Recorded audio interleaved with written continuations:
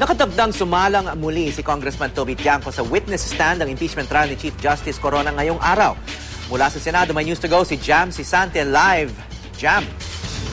Yes, Howie, sa ikalawang araw ng pagpipresenta ng ebidensya ng depensa, inaasahang haharap muli sa impeachment court si Navotas Representative Toby Tiangco.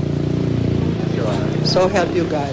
Pinababalik ngayon ng impeachment court si Tiangco dahil ayon kay Senate Majority Leader Tito Soto, tatanungin daw ni Senadora Miriam Defensor Santiago ng clarificatory questions ang kongresista. Kahapon, tumestigo si Tiangco sa umunay mabilisang pagpasa ng Kamara sa impeachment complaint laban kay Chief Justice Renato Corona noong nakaraang Disyembre. Nilahad din niya na na-delay ang pagbigay ng Malacanang ng kanyang pork barrel nang tumanggi siyang pumirma sa impeachment complaint laban naman kay dating Ombudsman Merceditas Gutierrez. Umaasa pa rin ang depensa na pagbibigyan ng impeachment court ang kanilang hiling na isabpi ng iba pang kongresista tulad ni Batangas Representative Hermelando Mandanas at Cavite Representative Jesus Crispin Remulla para tumestigo. Bago ang impeachment trial mamayang hapon, magkakaroon muna ng kokos sa mga senador tungkol nga sa request for sabina ng depensa.